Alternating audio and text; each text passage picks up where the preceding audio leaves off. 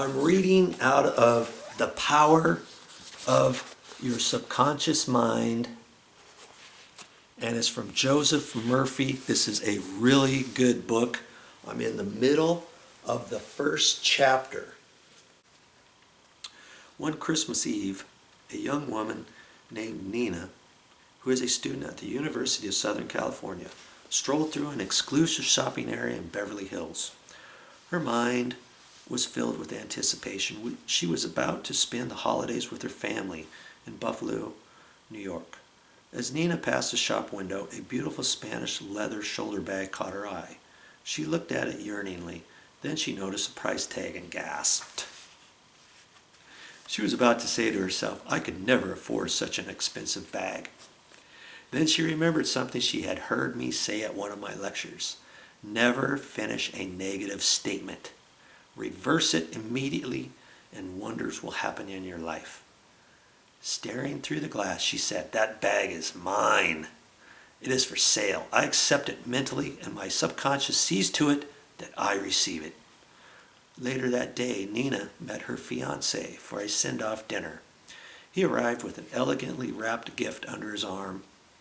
Holding her breath, she unwrapped it. There was the identical leather shoulder bag she had looked at and identified as her own that same morning. She had filled her mind with the thought of expectancy. Then she had turned the matter over to her deeper mind, which has the power of accomplishment. Later, Nina told me, "I didn't have the money to buy that bag, yet now it is mine. I have learned where to find money and all things I need, and that is in the treasure house of eternity within me." How her subconscious responded. I received a letter from a woman named Ruth who had attended my lecture. She wrote, "I am 75 years old, a widow with a grown family. I was living alone on a small pension and Social Security. My life seemed barren, hopeless. Then I remembered your lecture about the powers of the subconscious mind. You said that ideas could be conveyed to the subconscious mind by repetition, faith, and expectancy. Could it be true? I decided to try. I had nothing to lose. I began to repeat frequently with all the feeling I could muster. I am wanted. I am loved. I am happily married to a kind, loving, and spiritual-minded man. I am secure and fulfilled." I kept on doing this many times a day for about 2 weeks. One day at the corner drugstore, I was introduced to a retired pharmacist. I found him to be kind, understanding, and very religious. He was a perfect answer to my prayer. Within a week, he proposed to me. Now we are on our honeymoon in Europe. I know that the intelligence within my subconscious mind brought us together in divine order.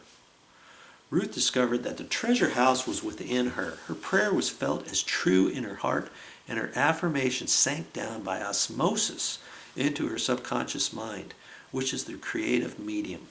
The moment she succeeded in bringing about a subjective embodiment, her subconscious mind brought about the answer through the law of attraction. Her deeper mind, full of wisdom and intelligence, brought her and her new husband together in divine order. Be sure that you think on this. All that is true, all that is noble, all that is just and pure, all that is lovable and gracious, whatever is excellent and admirable, fill all your thoughts with these things. Here are some ideas to remember from chapter 1. Number 1, the treasure house is within you. Look within for the answer to your heart's desire. Number 2, the great secret possessed by the great men of all ages was their ability to contact and release the powers of their subconscious mind. You can do the same. Number 3, your subconscious has the answer to all your problems. If you suggest to your subconscious prior to sleep, "I want to get up at 6 a.m., it will awaken you at that exact time. Number 4, your subconscious mind is the builder of your body and can heal you. Lull yourself to sleep every night with the idea of perfect health. Your subconscious, being your faithful servant, will obey you. Number 5, Every thought is a cause, and every condition is an effect. Number 6, if you want to write a book, write a wonderful play, give a better talk to your audience, convey the idea lovingly and feelingly to your subconscious mind, and it will respond accordingly. Number 7, you are like a captain navigating a ship. He or she must give the right orders or the ship is wrecked. The same way you must give the right orders, thoughts and images to your subconscious mind, which controls and governs all your experiences. Number 8, never use such expressions as I can't afford it or I can't do this. Your subconscious mind takes you at your word. It sees to it that you do not have the money or the ability to do what you want to do. Affirm, I can do all things through the power of my subconscious mind. Number 9, the law of life is a law of belief. A belief is a thought in your mind. Do not believe in things that will harm or hurt you. Believe in the power of your subconscious to heal, inspire, strengthen, and prosper you. According to your belief, it is done unto you.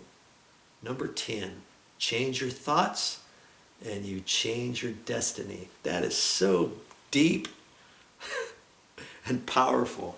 Change your thoughts and you change your destiny. You can do that. You are the captain of your soul, and the master. Let me read that again. You are the captain of your soul and the master of your fate. Remember, you have the capacity to choose. Choose life, choose health, and choose happiness. That's all I got for this time. But I'll be back with more videos.